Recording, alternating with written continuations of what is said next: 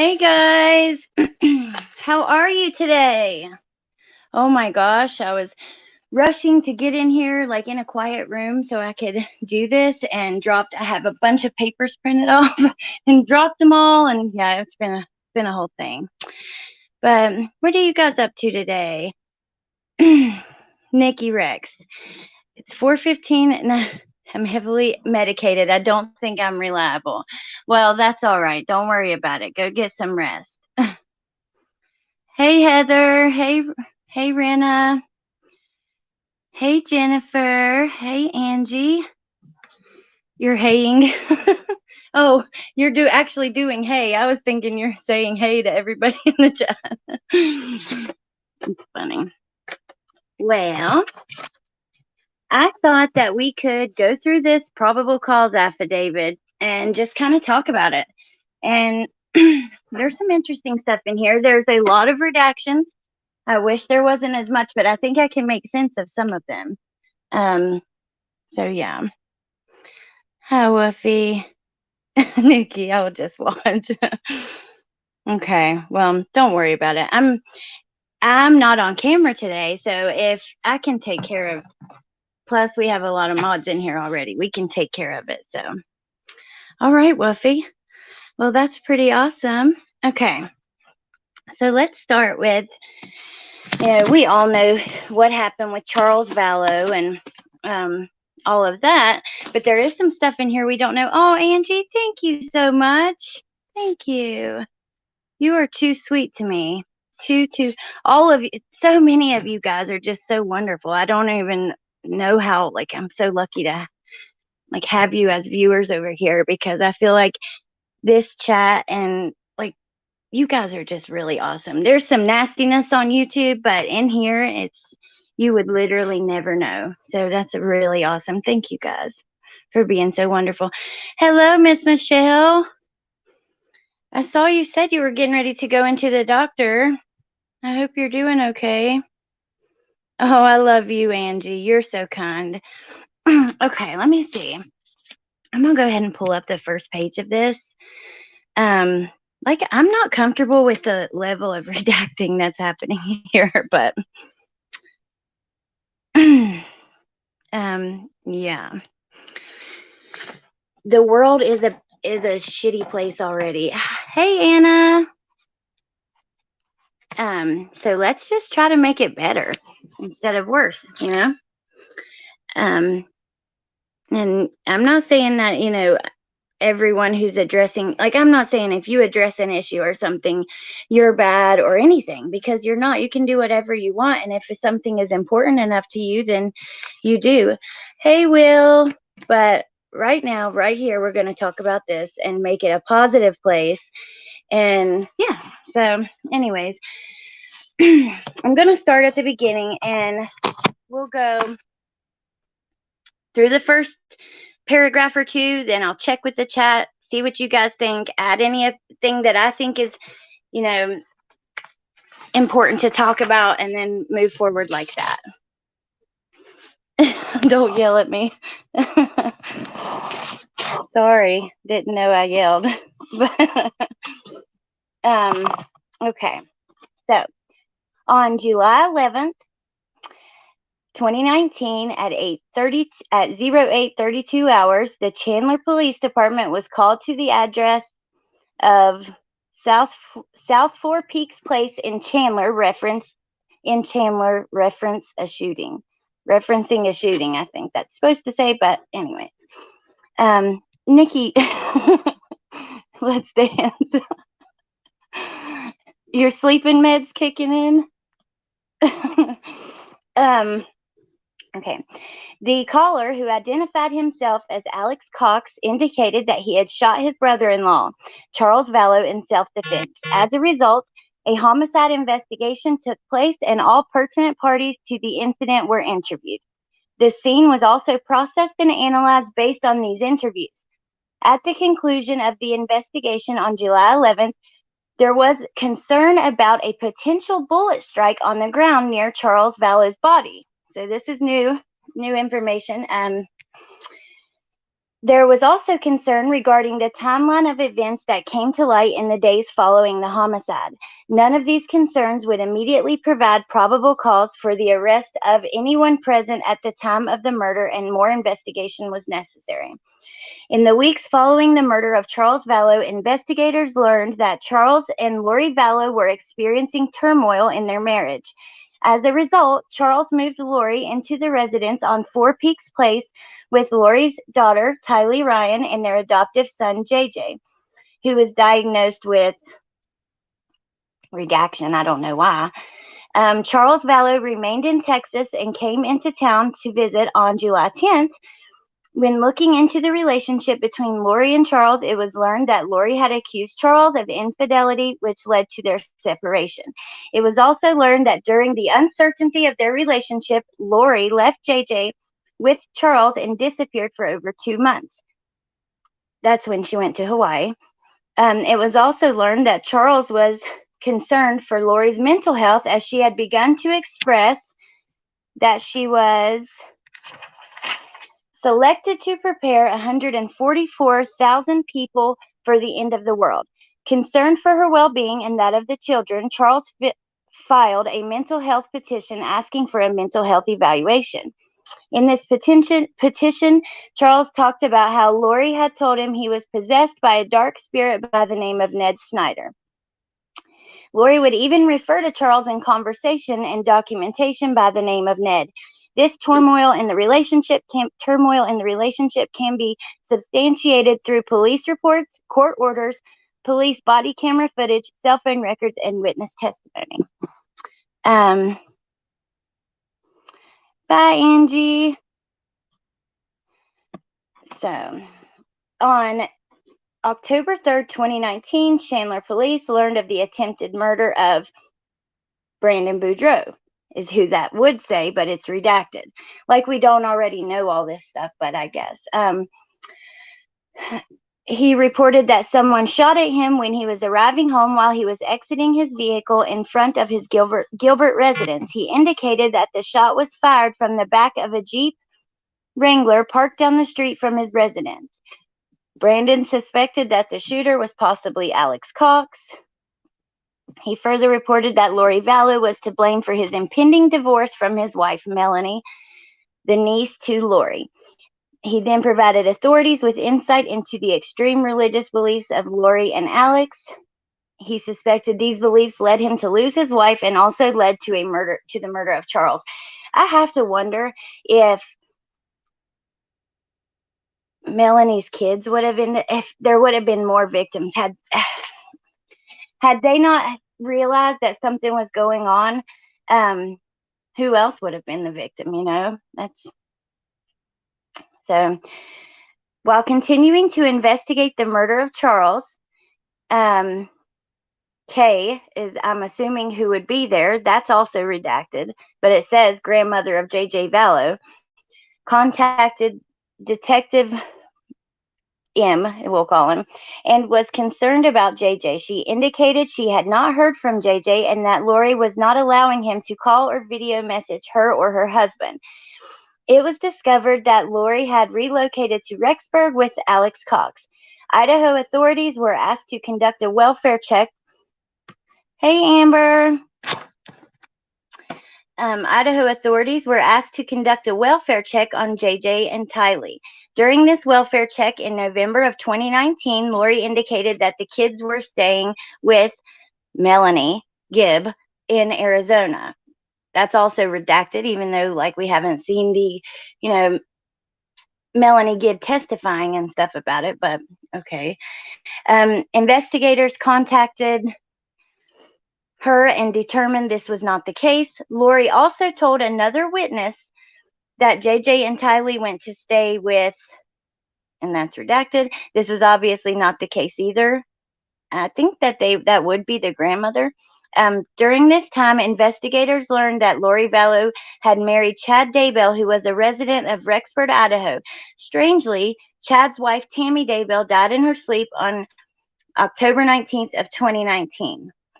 I know that we already know a lot of this, but I do want to just go from start to finish. Okay. Yes. As a result, investigators from the Chandler Police Department, Gilbert Police Department, Rexburg Police Department, Fremont County Sheriff's Office, and the FBI began to coordinate efforts to locate JJ and Ty Lee and also investigate the respective cases within their jurisdiction. This coordinated effort considered, hey Francis, consisted of numerous search warrants. I don't think I changed the page for y'all anyway, so let me go ahead and do that.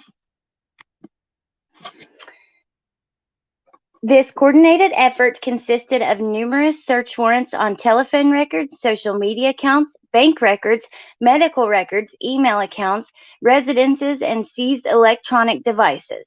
As a result of the data recovered, it was believed that none of the mentioned crimes were coincidence or justifiable. Specifically to Chandler, the evidence shows that Charles's death was a planned event and necessary to prevent Charles and others from confronting Lori about her extreme religious beliefs when he came to town. So we all know that's not why he was killed. He was going to die anyways the moment that they named him a zombie. Idiot Chad didn't get his wife cremated like Courtney Lipton took her, so they were able to exhume her body and re-examine it. I know, that is strange. I've heard many people wonder why he didn't do that. I think he just was overly confident. The death of Charles Vallow was also necessary in order for Chad Daybell and Lori Vallow to marry and fulfill their religious prophecy. And it was also necessary, but this doesn't say, so that Lori and Chad could collect the life insurance and then the Social Security after. And you'll see here in a minute that was definitely on their minds. So it was discovered that Lori Vallow believed she was an exalted goddess, and she and Chad were directed to lead 144,000 people in preparing for the end of the world. Through this investigation, many witnesses came forward and provided insight into this belief system. Using these interviews and the data gathered from the above-mentioned warrants, several others who shared Lori and Chad's belief system were identified. Those pertinent to the investigation were identified, and then redactions. God, I would love to see there's an entire page of redactions, you guys. I didn't even upload it, but it's just nothing but black lines. It's ridiculous. Okay. It was discovered that Lori and Chad believed that they had extraordinary abilities. Some of these abilities included the power to teleport and cause harm to others, the ability to call up natural disasters, the ability to pray away demonic spirits attached to others, and also visionary capabilities. Because of these abilities provided to them, they felt that they were qualified to tell whether someone had a light or dark scale associated with them. This scale would indicate whether or not they had demonic spirits attached to them. Lori and Chad would often refer to these dark spirits by actual name, by a certain level of spirit, or by using the term zombies. Lori and Chad also shared a, quote, trust level, unquote, in referring to others, which I hadn't heard of that before. A trust level? I don't know. In examining the data, these dark scales were attached to redacted Charles, JJ, and Ty Lee, and I'm assuming that says Tammy, and I'm not sure why they would redact that, but the ability, name for upcoming movie. Deplorable people. Yeah. Many others. Hold on one second, you guys.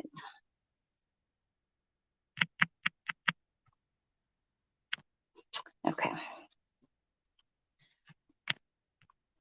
Down, chicken,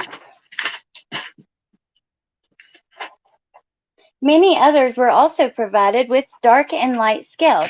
Coincidentally, if you shared their belief system, your score was favorable.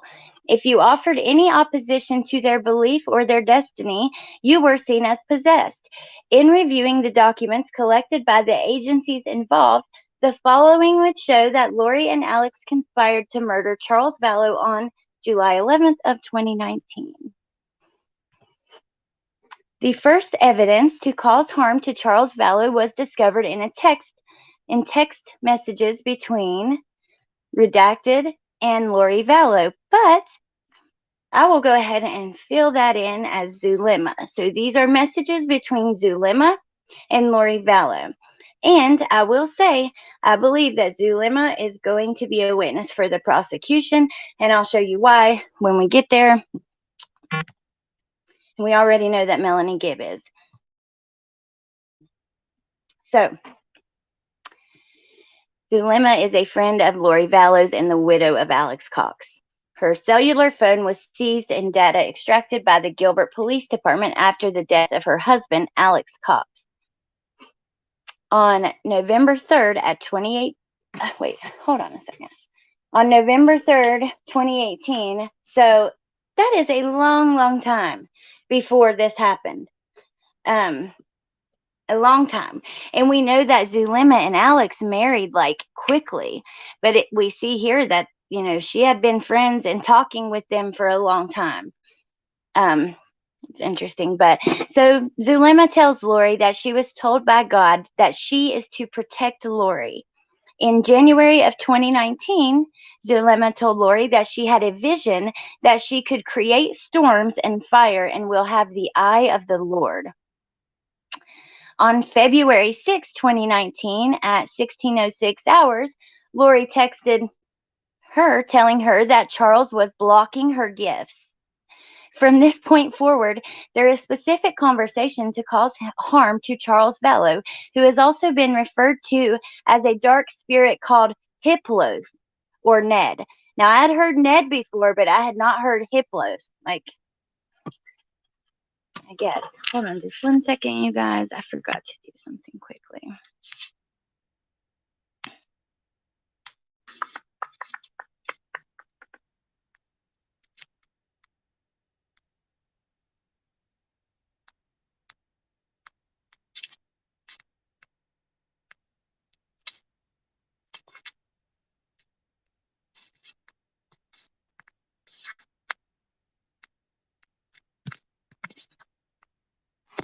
Okay, let me check the comments. I never heard of Hiplos. Yeah, me neither. Weird. So I believe it was after this, we have an entire page of redactions, which I didn't upload. Like I said, didn't even print it off. And then let me show you how. So you see the bottom half redactions, a full page of redactions. And then, did I upload that twice? Heck. 3 times. And then we have another half a page, which I cropped so you guys could read it better. I forgot. So we have 2 full pages of redactions. And I'm assuming that is their text messages because when it picks up, we're still on text messages. So through text messages between Lori and Charles that were seen on Charles's phone, Lori would return to Texas on June 3rd of 2019. June 3rd, 21:32 hours, Lori to Zulema, because when they introduce someone new, they actually do describe who that person is. So and there's another reason I think that it's still to Zulema, and I'll show you that in 1 second. Okay. Just got home and got JJ to sleep. Let's go spiritually tonight and work on him. We give the timing to the Lord, but we don't need to relent. This is war. Like, okay. Then she responds at 21. No, this is a few weeks later. Okay. June 19th of 2019 at 21:20 hours.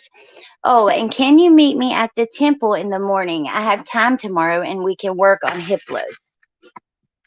Looking into Lori Vallow's web history using Redacted, I saw that a web search was conducted on June 21st, 2019 for Social Security Disability. Utilizing the URL attached to this web search, it took me to a Social Security Disability application. The form allowed you to enter the applicant's information to be able to obtain a free benefits evaluation.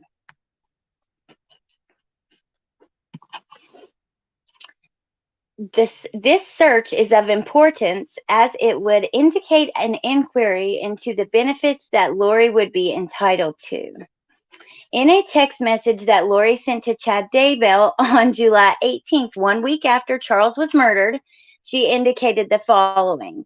So I talked to the insurance company. He changed it in March. So it was probably Ned before we got rid of him. They can't tell me to who, of course, but it's done. I'll still get the $4,000 a month from Social Security. $4,000 a month you will still get from, oh, that just frustrates me. That is a lot of money, man. She is such an evil little hussy.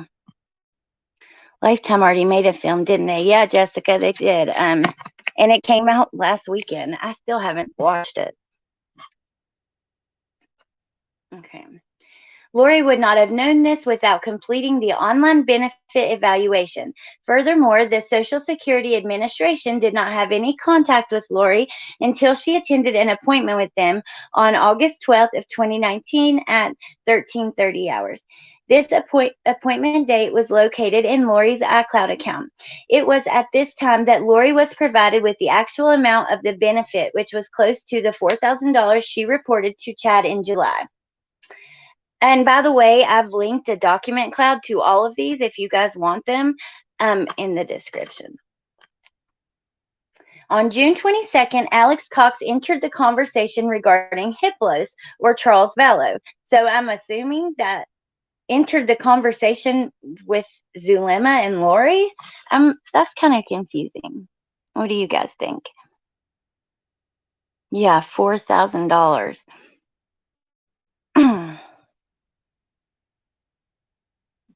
Yeah, that little hussy.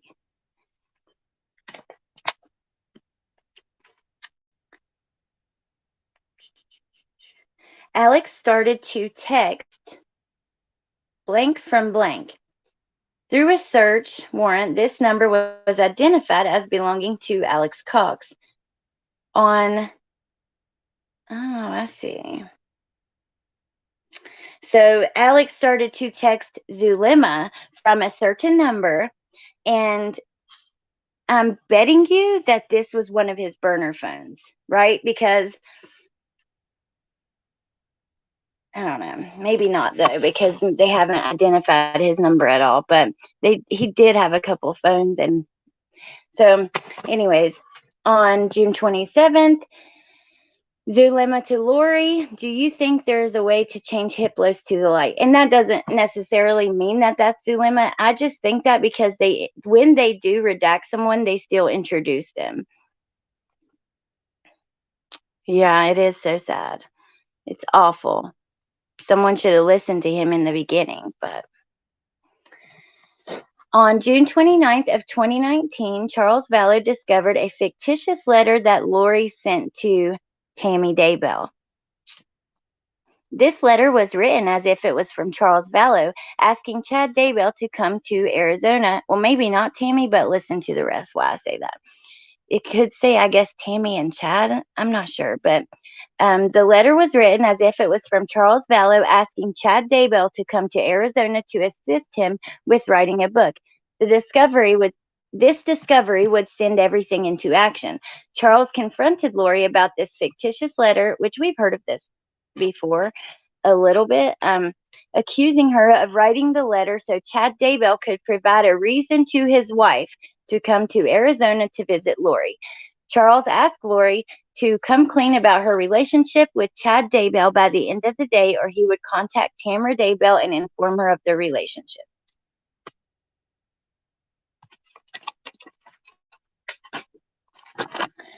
Following the discovery of this letter, Charles Vallow began talking to Adam Cox, Lori and Alex's brother. It's also redacted, but we can fill in the blanks if we know the case, which It's just frustrating that they redact so much about his discovery as well as Lori's radical beliefs.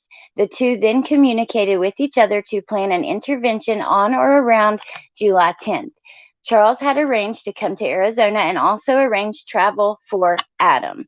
And we do know that there was an interview done from Lori's nephew that kind of discussed some of this, like from his perspective. And I will try to find that. I can't remember who did the interview though, but I can try to find that. So during this time, redacted, Lori and Chad continued to message about Charles, aka Hiplos. I guess Zulema? I don't know. There is no obvious communication found between Lori Vallow and Chad Daybell to show that he was directly involved with the planning of Charles Vallow's murder. Lori Vallow found out about Adam coming to town through her mother and redacted.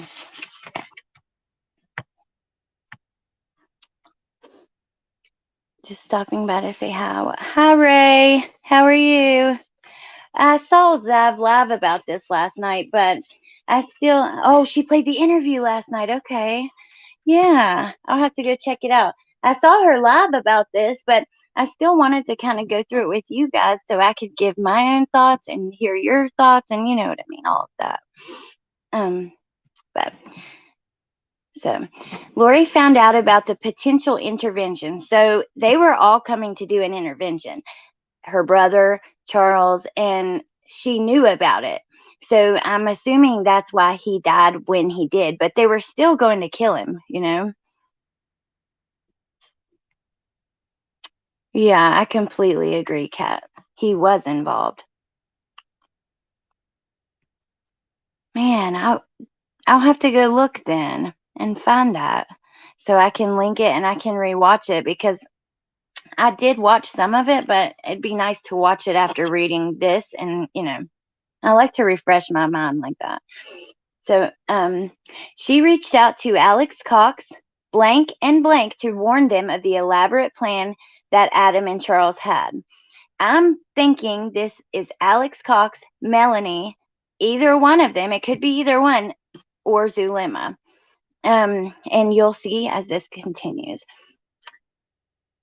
Adam and his son, I believe his name is Justin. What is his name? The one that did the interview. Zach, maybe? Justin or Zach. I don't know. One of the two. Adam and his son were picked up at the airport on July 10th by blank mother, by Kyle. I don't know. Blank provided Lori with updates regarding their whereabouts. See, that makes me think it would be Melanie. I don't know. Melanie? Someone provided Lori with updates regarding their whereabouts and asked Lori if she wanted to run interference. Lori told blank that she was trying to figure it out. So then we have a big redaction, and then look at this last sentence. There is no indication of who blank was talking about killing. So whether this is Melanie, or Zulema, one of them were talking about killing someone. Oh, it's Zach Cox. Yes. You're right. That's okay, Kat. I'm wrong all the time, but, you know, it happens. I read it's her mother. Interesting.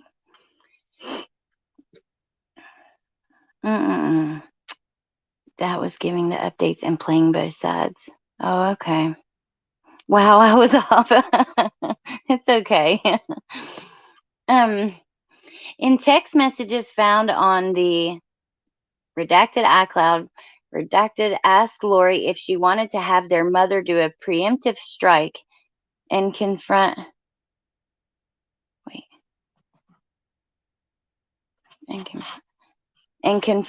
Adam.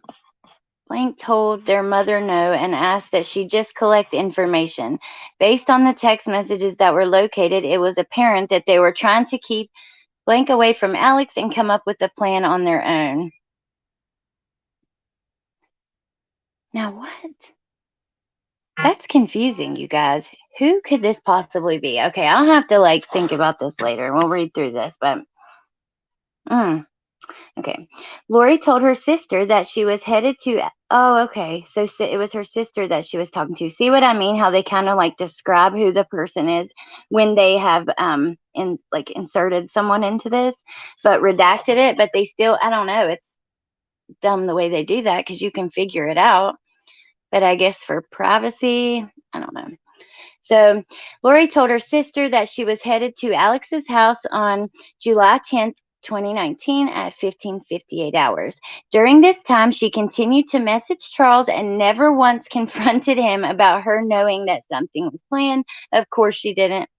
Lori reached out to Blank and convinced her to cancel a trip to Utah for a wedding, telling her, "You can't go at all. We both need to stay here and to defend ourselves." Lori added, "It's coming to a head. This week will change everything." And I believe that there's a good chance that could be Melanie because Melanie does talk about going back and forth to Utah, which it could be Zulema as well, or I don't know. Hey, Bryn. Lori would also tell Alex, "Getting sleepy, so I'm going to need you to stay close to me the next couple of days." Blank, too. She can't go to Utah. I bet it was Mel, too.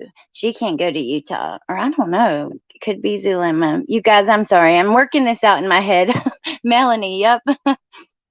While I'm reading it. You guys let me know who you think it is. They are planning some kind of intervention, but want Blank out of the way so I'm left alone. I need to come get the stuff at your house tomorrow and secure it. Lots to do. Thank you for standing by me. It's all coming to a head this week. I will be like Nephi, I am told. How do you say that? I will be like Nephi, whoever. We'll just call him Neff. I will be like Neff, I am told. And so will you. On July 11th at 7:35 hours, Charles Vallow arrived at South Four Peaks Place to pick up JJ. When he arrived, he texted Blank telling him that Alex was there. He texted Adam telling him that Alex was there. Adam told Charles they were planning something. And Charles stated, "Absolutely." Blank indicated that he was supposed to spend the night with Alex, but Lori probably blocked this. That's how it sounds. Nephi. Oh, okay. Who is Summer? People were saying this part was her mother and Summer. That's her sister. Hi, Courtney. Interesting, though. Thank you for that, Jessica. Following the murder of Charles Vallow, Lori took his rental vehicle and cellular phone. The GPS data associated with the phone indicated that the phone left the residence at 7:49 hours. This is important. Lori went to Burger King to get food for JJ, Walgreens to get flip-flops for her and Tylee, and finally returned home at 8:48. So 1 hour exactly. Alex Cox would not call 911 until 8:32 hours to report the shooting. When reporting the incident, Alex indicated that it just happened. He was provided with CPR instructions and acted as if he was performing life-saving measures on Charles. It was not until emergency personnel began life-saving measures that they saw blood coming from Charles's body. This would indicate that Alex performed no emergency aid. Based on this timeline, Charles would have laid dead or dying for approximately 43 minutes before Alex called 911. During this time, phone records indicated that Alex called Lori. Of course he did.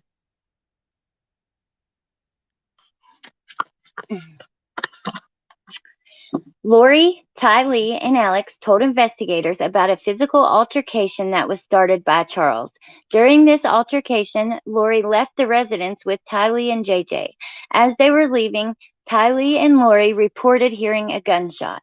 Based on this investigation, it has been proven how valuable that Alex Cox was to Lori. His mission on earth was to protect his sister. That right there, oh my gosh.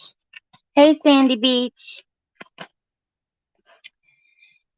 The shot into Charles's body as he lay on the floor and in the delay in calling 911 would also validate their desire for him to die. In addition, Lori told police that Alex was asked to stay at her house to protect her from Charles when he arrived on July 11th. Alex denied this and stated he stayed at the house because they were going to a water park or go shooting on July 11th.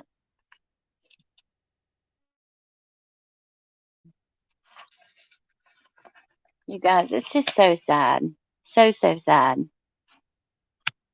There's 2.5 pages left, but I just want to stop here for a second and look.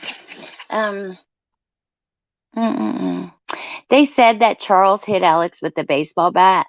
If he hit him with a baseball bat, he would not be standing up shooting him. Alex looked like he could not fight. This man looks like he could definitely take care of himself. Like, I don't know. And then Tylee and JJ.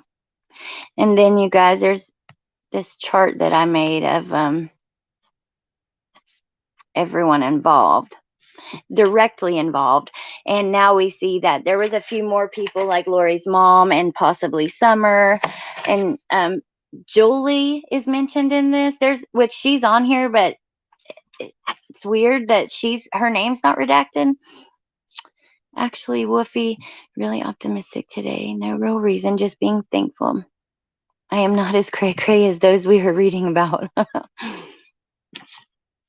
Yeah.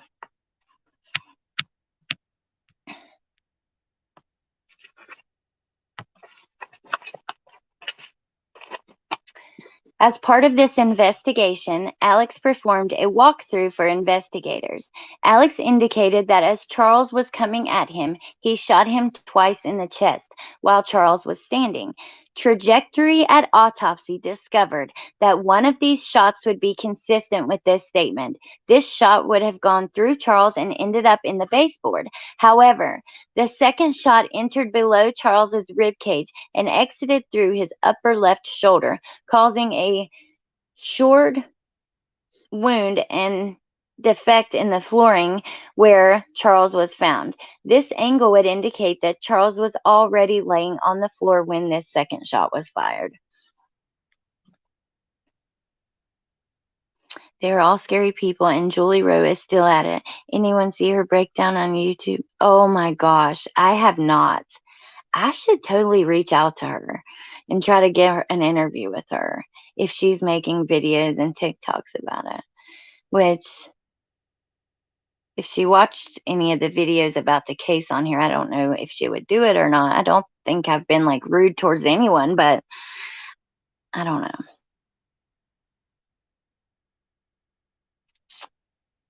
After the murder of Charles Vallow, additional text messages and emails were located that would indicate the murder was intentional and according to a master plan.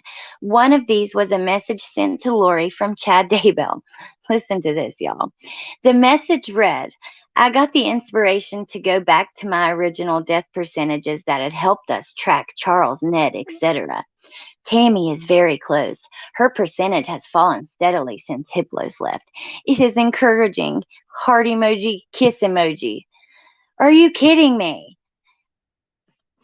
Like, oh, gag me, dude. Oh. I got inspiration to go back to my original death percentages because, I have all these special powers.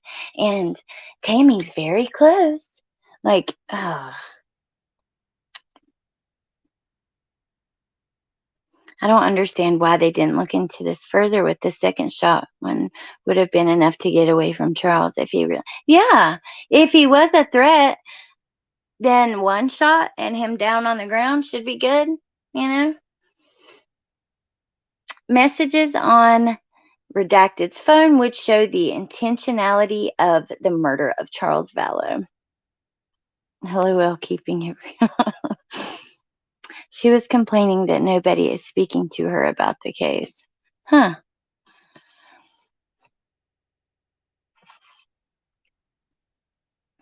She's a master manipulator. Who's that? Julie? In the beginning, she came out, in support of Chad, and then she turned that around, and now, she's against him and in support of Tammy and Chad's kids, which, I don't see anything wrong with supporting them. They certainly probably need it. I feel really bad for them, but have you guys, not to change the subject or anything, but have you seen those new Gatorades, the Gatorade juiced, that's like made with fruit juice? They're really good. Okay. On July 11th at 23:31 hours, so that night, right before midnight, as I was working on Hippolytus today in the temple, I was told he will be taken as he is. I think this is Zulema. I don't know what that means. Then I was shown to only put light, the brightest light, from the top and the bottom at the same time, meeting in the middle. So I've been doing that all day. No doubt I will look into them now. Yeah, Mom bought them for oh, Lori. Yeah, she is. Mom bought them for Trent, and then Bentley's been loving them too. So then July 12th of 2019 at 22:36 hours, redacted to redacted. Oh, okay. Hiplos is gone. It was a Nephi and Laban ending. I will tell you more when I see you in person, or when you see Lori in person. I'm leaving for Chile on Monday for 2 weeks. And then we see right here, wait, did I even? Oh, you can't see. Let me get that on. See here at the bottom, the very bottom, July 12th of 2019, redacted to Julie, right? Now, what? Why? Did they make a mistake not redacting that, or I'm confused? Just bought them last night. Oh, that's funny. I hadn't seen them in store yet. Now, I don't understand, you guys. Why did they not redact Julie's name? They redacted Tammy. They redacted Melanie. They redacted Zulema, but put Alex's wife. So why is Julie's name on there? That makes literally no sense to me at all. Contact the advertising department for the produce you're reviewing and make some money. I know what videos I need to go back and rewatch. Send them to me, Woofy. Because I need to go back too then. You're smart. Nephi. Okay, gotcha. Yeah, so that is just so confusing to me right there at the end. Hiplos is gone. I don't know. Like, I can understand. Like, let's say Lori Vallow truly believed this. She was convinced, and I do believe that she had to. The way that, unless she's just, I don't know, just the way her attitude makes me think, like when she was first arrested and she was all chipper and cheery and like smiling at her court, it makes me think that she thought she was doing what was right, right? But you cannot convince me that, all these people were convinced what they were doing was right and they're not mentally competent, you know? Oh, product, not produce. That's all right. I got the gist of it. I was going to say, I think these all are all Julie. That could be Julie at the temple. I don't know. I need to watch everything. I am here in support, to be honest. You think it? Oh, thank you, Shar. I appreciate that so much. Yeah, it's quite a lot. It like, and then you saw my little chart. I remember you being in that live, so you kind of know who is who, but it's just there's so much to it. So it probably does feel kind of overwhelming. Okay. I'm just happy it's over. So That must have been, that text to Julie, right? I'm just happy it's over. According to Mormon doctrine, Nephi is a prophet in the Book of Mormon and is commanded by his father, Lay, to return to Jerusalem to obtain brass plates that contain genealogy records from Laban. Nephi and his two brothers, Lamon and Lemuel, return. These names, they're hard. Return to Jerusalem. When Lamon attempts to get the plates from Laban, he is chased off in fear of his life, as Laban says he will slay him. They later return to Laban with all of their valuables and are chased off again. Nephi later goes to Laban's house and finds him passed out drunk. Nephi is commanded to slay Laban, and he was delivered into Nephi's hands. Nephi uses Laban's sword to kill Laban. Oh, thank you for a Gatorade later. Thank you. Thank you for being here. I think she manipulated everyone to believe, or they feed her belief by pretending to believe. Yeah, that probably certainly fed her her believing it was real when other people around her are like pretending that, or if they are pretending, that would certainly feed him. I wonder how brainwashed Tylee was. I believe Tylee knew, she knew that they were not right in the head at the time. Like, she knew that it was just not. I don't think she was brainwashed. I believe she was so full of her mom. It's like so done, so fed up, like dealing with her mom shit. Excuse my language.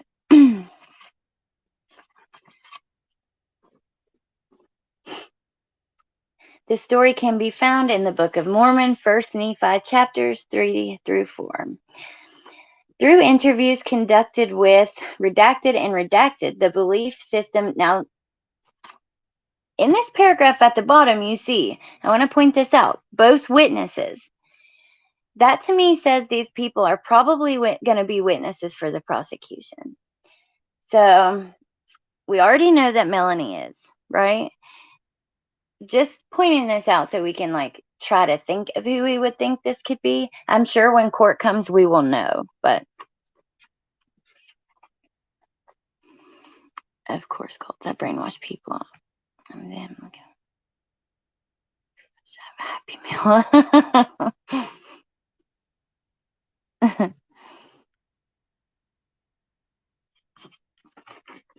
Okay, so let me start this paragraph over.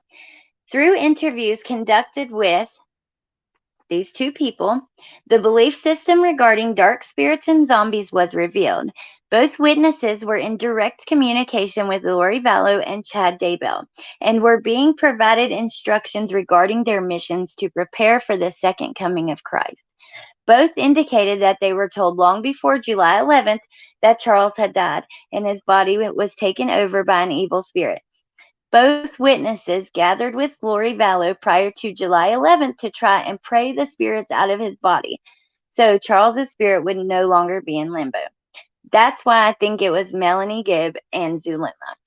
But yeah, I totally think she did. Anna Lopez. That's likely when she was labeled a zombie. Yeah, exactly. When she started pointing out or being like, Mom, this is crazy. Like, come on. Like, Charles is not a Ned Snyder, Mom. Like, he's a good guy. Like, he tries to take care of us. You can split up. Like, I don't know. I just don't understand it. But I do believe that money was a huge factor in why he died and why, of course, I think Lori was, this is trying to say that she killed him because he was getting ready to lock her up or give an intervention based on her crazy religious beliefs. And that may be true.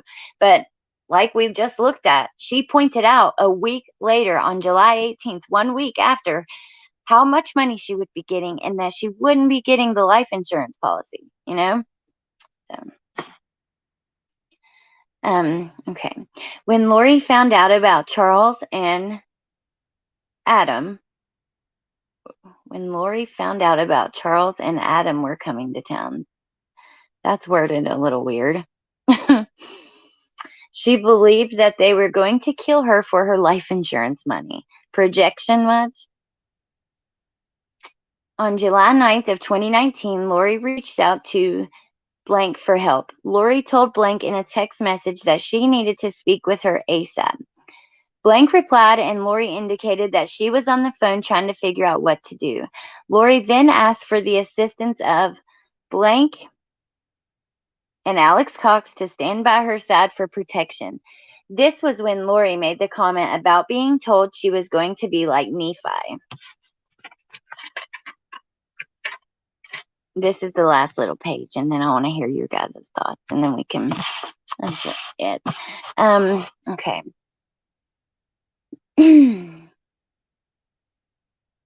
Melanie and Zulema, Blank and Blank have both included that Lori got her advice and direction from Chad Daybell.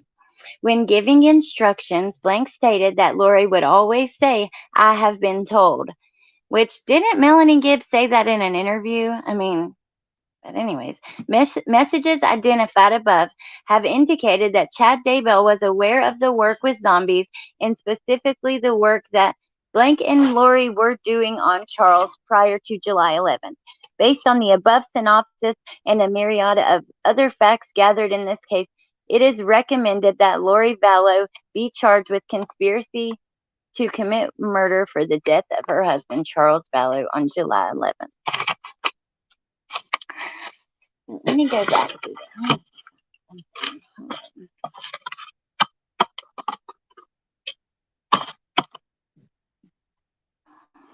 Sorry, thought we could use a laugh. This is a tough case to listen to because you just can't fathom how grown adults could believe this crap. I know. Yeah. Sorry, I'm off and on. I have a poor... That's okay, Shar. You take care of that baby. Jessica, I'm so glad he changed his will, and even more glad they caught on to him in time to stop. I know. I was in a cult for 10 years. There are many levels that the basic followers don't have knowledge of. It was organized just like an elite group within a group. Wow. Oh my gosh, that is interesting. I would love to hear about that sometime. Lori's mother needs to be arrested. She contributed, whether purposely or not. Yeah, Jessica said she'd love to hear more too. That's super interesting. Thank you, Amber. Charles played football. He was a big dude. If he used a bat, there would be damage to Alex. Yes, I completely agree. I think he actually played like college baseball too. Like he played baseball too, and so he knew how to swing a bat. But wow, Sandy Beach, you should be interviewed. I would love to hear about that. Right up there with the Moonies and Jim Jones. It was called The Way, International Biblical Research and Teaching. Oh my gosh. Okay, Woofy. Thanks for being here on your lunch break.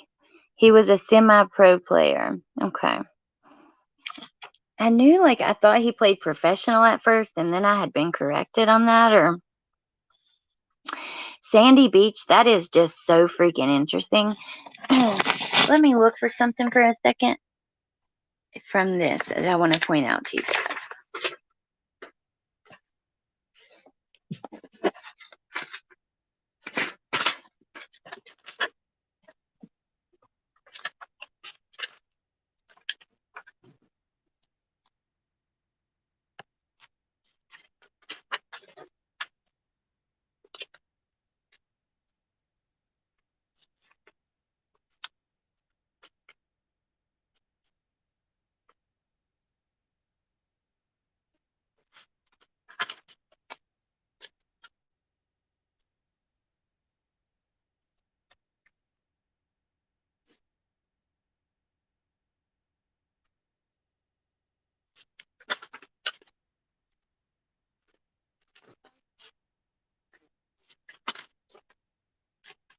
Dang it. I know it's here, but I really want to show you guys. Let's see.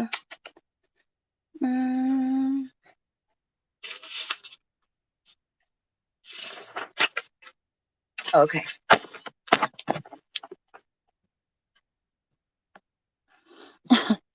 This is unbelievable, y'all. I really cannot believe this. But look at the bottom right here. There is no obvious communication found between Lori Vallow and Chad Daybell to show that he was directly involved with the planning of Charles Vallow's murder. So they're not going to charge Chad, I don't think, with anything to do with that. I have a huge problem with that. A huge problem with that. Chad's the one who came up with these death percentages and all that. I don't understand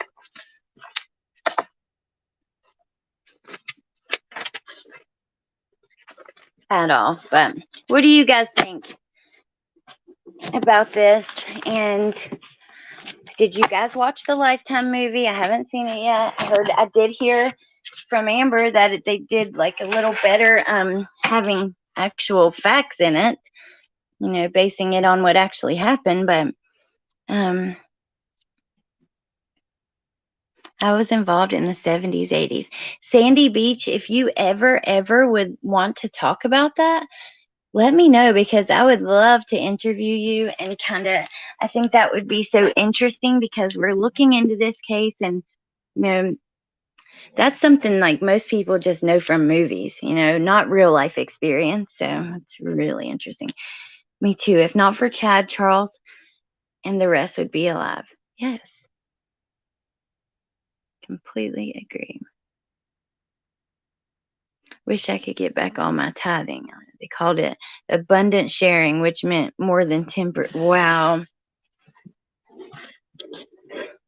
I can't get Lifetime. Oh, that sucks, Courtney. I wouldn't be surprised if maybe somebody had it up like the way they did that Lifetime episode about Chris Watts, speeding it up and stuff so they could put it in their Facebook groups. Maybe you can find it there. I guess we'll see what happens with this. As far as for this channel in the future, I'm trying to think so I can let you guys know what I've got planned. I wanted to do an addiction live tomorrow.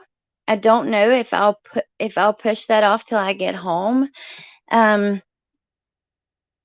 today I'll put a post up if we're going to do it tomorrow. But I wanted to talk about, getting help, what it takes to finally get to the point of wanting to get help, and then also how to help someone get help. And that kind of goes with the denial we talked about last, because I do know that people have a really hard time getting their loved ones to get help or I've seen a couple people in my life in the last week or a couple people who have actually reached out to me with loved ones with issues and stuff. So yeah, Lori is innocent and Chad is a prophet. Let me know how I can get a hold of you. I'd be happy to share my knowledge. My email, it should be in the description box. It is in the description box. So yeah, send me an email. That'd be so interesting.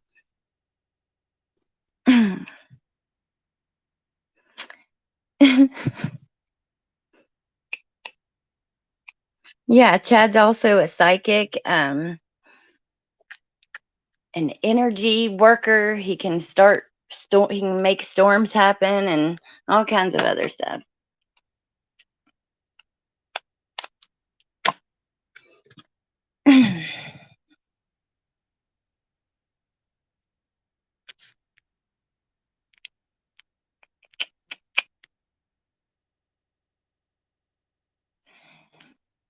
Besides all of that, you guys, I guess I'm done. I want to do a couple lives, like breaking down a couple new cases that I'm looking at. Did you guys hear about that couple in Virginia, and their 5-year-old was found in a freezer and had been there for years, like a couple years?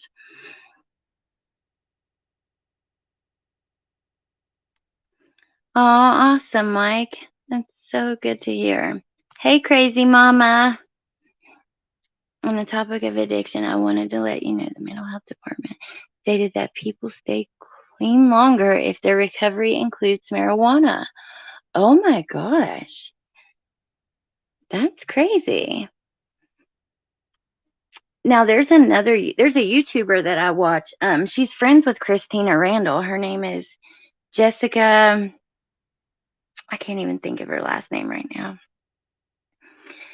But she also like uses marijuana, and she's in recovery, and she kind of talks about that and like trying to get rid of the stigma around it. Yeah, that one, you guys. Oh my gosh. And these people are not in jail. And this happened like the child was found like over a month or two. It was in May, I believe. But they're not in jail. They were arrested not for murder. They were arrested for like not disclosing a death and hiding the body or something. And they are out on bond right now. Unbelievable. I have a couple other interviews I'm trying to get lined out. And then I wanted to talk about, I'm not going to announce it now, but there's another video that I'll be doing soon that's really special. You guys, I will actually find that article I was looking at last night, and I'll post it to my community page about the baby in the freezer so you can see. Hey, Dave G. But other than that, is there anything else before I go, you guys? It's raining here today. We've been swimming the last few days, and today we're just taking it easy. We are watching the new Conjuring movie. It's paused right now. We're going to finish it in a little bit. We watched not all, but some of the Doctor Sleep. Oh, and the new Boss Baby comes out today. And you guys, have you seen? Okay. Oh, if you have seen it, let me know. So the new Boss Baby comes out today, and it's going to be in theaters, and then the app that's streaming it, I have never heard of it from other addiction helpers, especially being prescribed.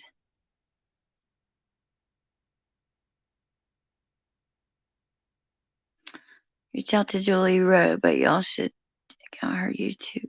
Yes, I will be checking that out as soon as I'm done, and I'm going to reach out to her. And Jessica Lynn, I've had my battles with that too. I've never taken methadone, but I think it just depends. I think I used to feel that way too, but like my brother, you guys, like if he's not on Suboxone, like I don't want to say he can't do it or he won't have recovery, but like he came off of it like about a year and a half ago, and literally within 9 months he was in prison. Like some people, like for him, if he's on it for the rest of his life, but he can stay out of prison and stuff, then it's better than that. So I think you kind of, I don't know. But yeah, they do say that it's really, really rough to come off of that and methadone.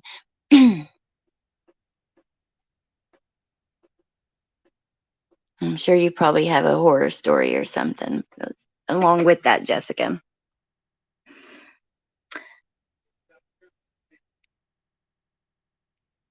There is, though, like you can take naloxone, like the one that starts with an S and an M. My battle was with S. Oh, I knew there was a story behind that. There's a lot of people that becomes what they use, and but I believe I think it just all depends on the situation. I think that I don't know. I try to be very careful of the words I choose, so I won't speak on it anymore for right now. As far as my opinion goes, but my brother was a junkie in San Francisco at Haight and Ashbury. When they come down, it's every horrible reaction if they don't get what they want. He did end up getting off of heroin and onto methadone. Oh wow, Sandy Beach. Oh, that's awful. Well, at least like the way I see it, I mean, I hate to say it like that, but like methadone, I've seen people kind of like nod off on it and stuff, but if you're taking the dose you're prescribed and you're not using anything else, that's better than being on heroin. But also, I think methadone is kind of prehistoric. Like, there's no reason that should be offered as treatment if it's taking people like 4 months to get through the withdrawals. But I think that just like the same thing with having pregnant women on it and stuff, like, are you kidding me? Have you guys ever seen the babies that come off of that stuff? Oh my God. And if you have to do it, you have to do it. I'm not judging you. But believe me, those kids go through it. A family member of mine had a baby on that, and she was sent home on morphine and stuff. And when Bentley was born, he was born 8 weeks early, and he was in the NICU. And where we were born, it was a big hospital. So usually, like, withdrawing babies will be in the NICU. But this was in Huntington, West Virginia. The drug problem is awful there. And most of the withdrawing babies were at like this little house thing that they created just because there was so much of a need. And those babies, like, they go through it. I've seen a couple of them, and you can actually look up. When I was there, I saw a commercial for some of the babies that were at that house that they were playing on the hospital, like TVs. And oh, it was so heartbreaking.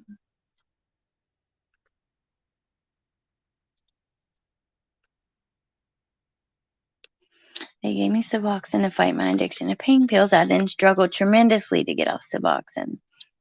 I wish I never got prescribed. Around my way, they'll prescribe you the most for the least.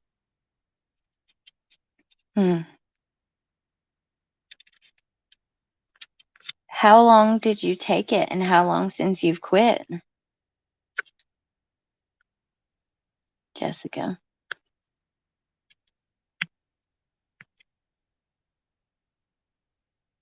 And don't get me wrong, if you're pregnant and that's like your only way, like, I'm not bashing you at all. I love you guys, and I'm here for you, and I'm with you, and I want to support you, but I'm just giving like my honest opinion that I think that treating pregnant women with methadone is prehistoric practice. It shouldn't be happening anymore. We know now what happens with those babies, and they have an awful time.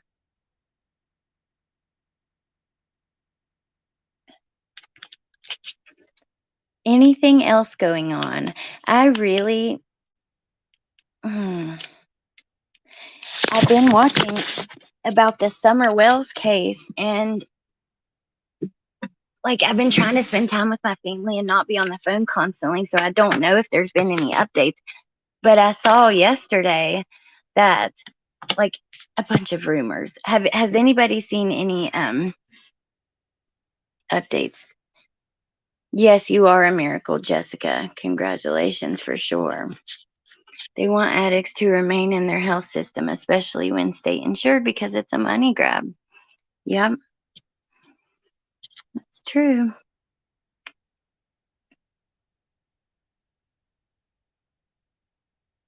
Well, that goes for men too. If they clean the woman's blood, she will recover fast from drugs. Hmm. Oh, I've seen that. 6 years, coming on 6 years without. Oh my gosh. That is awesome, Jessica. I'm proud of you. Congratulations. Thank you, Anna. Haven't seen any updates. I saw some rumors, and I don't want to spread this. I just was curious if any of the things that I'd seen were true.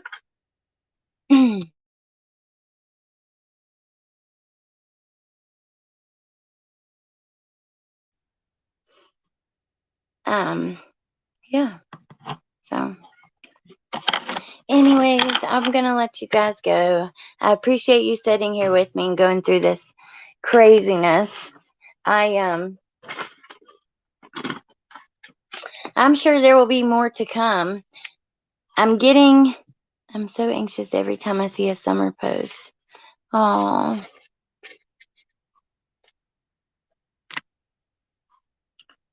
That's what I mean. Like, this community, there may be some toxicity and craziness and everything, but if you are out here, like, spending your time and your voice trying to look out for little kids and stuff, I think that there's a lot of really amazing people in this community. Have you seen in Canada all the mass graves they have been finding at Indian residential school? They were taken from their homes and ran by the Catholic Church. Now, I saw, okay, so I know they found the first initial, like, 200 or whatever. But then, did they found like 700 more?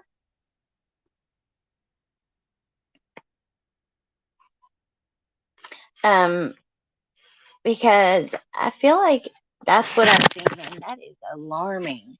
I actually was talking to someone who has a little bit of knowledge about it and was going to do a video on the initial findings. But then, that person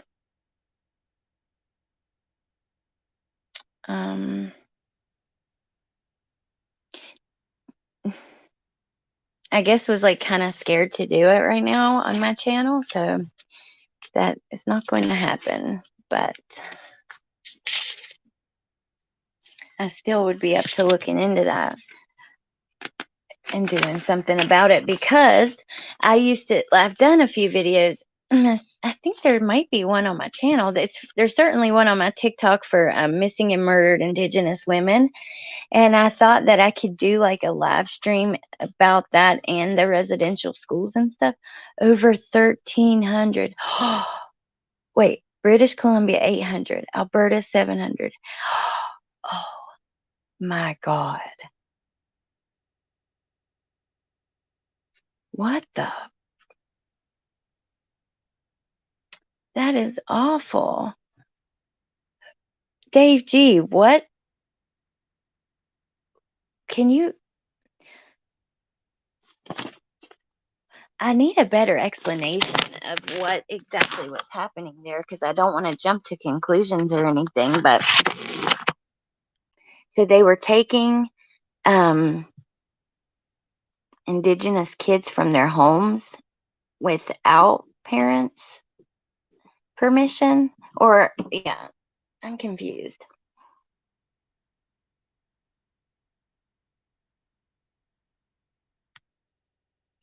Yeah, Jessica, I agree with Mike. And you know what else? 6 years? That's a long time. Like, you should be proud of yourself. It's a big deal.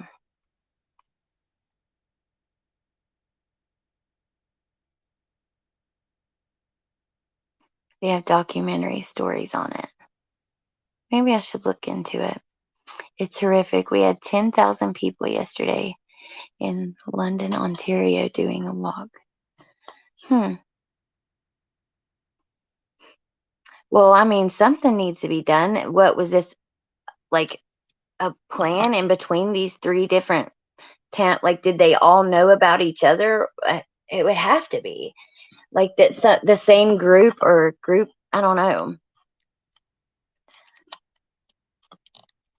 I hope that they get to the bottom of it, of all of it. I swear, you guys, I think Melanie Gibb has signed some kind of deal with the prosecution. I think Zulema possibly. I mean, Melanie Gibb was there the last day that JJ was alive, and she did tell a great, because of her we know a lot of information, but also she's not stupid.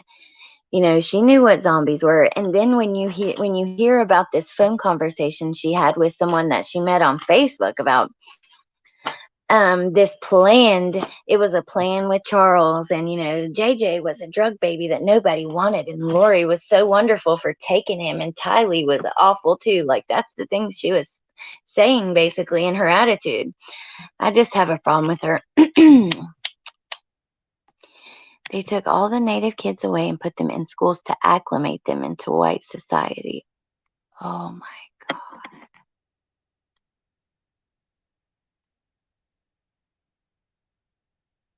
It was a government program in Canada. Government back in the day took them from their homes. Every province had the schools, and many of them never returned home. Ooh, I'll have to watch that. I love Stephanie Harlow. She is everything. Oh my God. Like, is that not disgusting? To make them more white, to take away their heritage, to whitewash. Oh, that is just awful. I mean, I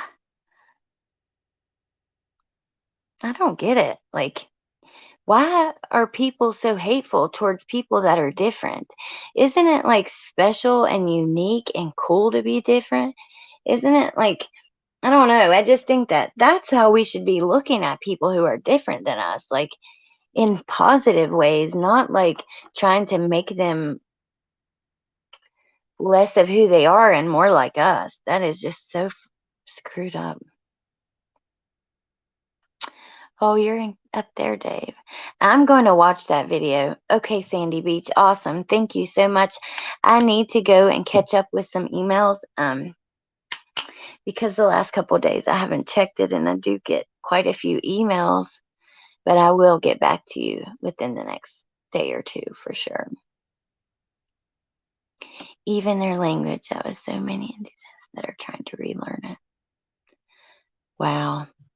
Well, at least there are like people, like I'm thankful to like see you guys in chat, like following it and paying attention to it and because this kind of shit cannot continue to go on. This document is so redacted. If you haven't followed all the players, it would be difficult to get a grasp on. Yeah, I know. Why is it so redacted? There was on page like 5, between pages 4 and 7, there were 2 full pages of redactions.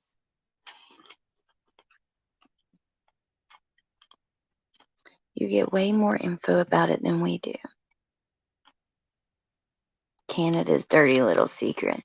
That is disgusting, and a government program at that. Wow.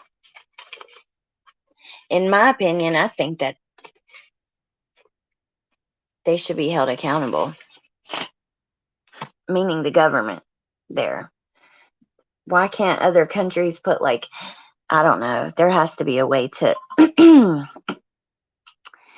to put, I don't know. There has to be a way to do something because that is not okay. Not okay at all. That is disgusting.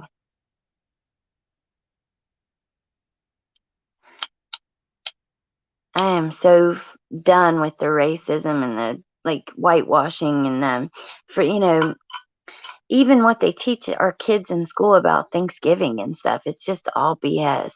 And it's just always enjoy you being in chat. You are so gracious with sharing your knowledge. Yeah, he is, and he is like very smart, knows a lot about a lot.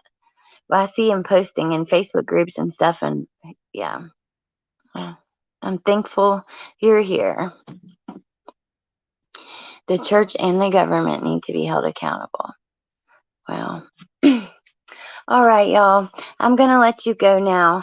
I will be back soon with an addiction, another part in my little series on addiction.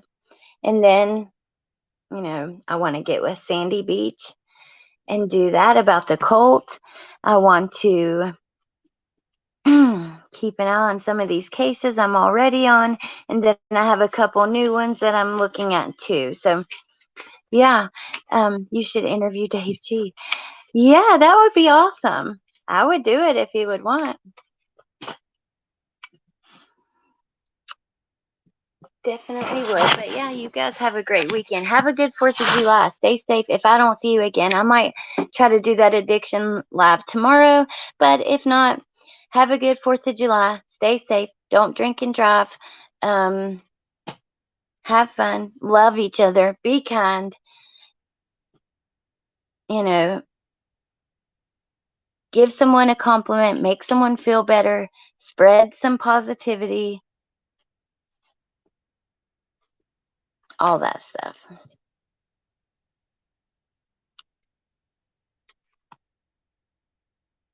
Bye, Sandy. Bye, Anna. Bye, Courtney. Bye, Mike. Bye, Shar. I'll go back a little bit. Rose, Lee Free, Woofy, all the other mods that were here. Amber, all of you guys have a good weekend, and I will see you soon.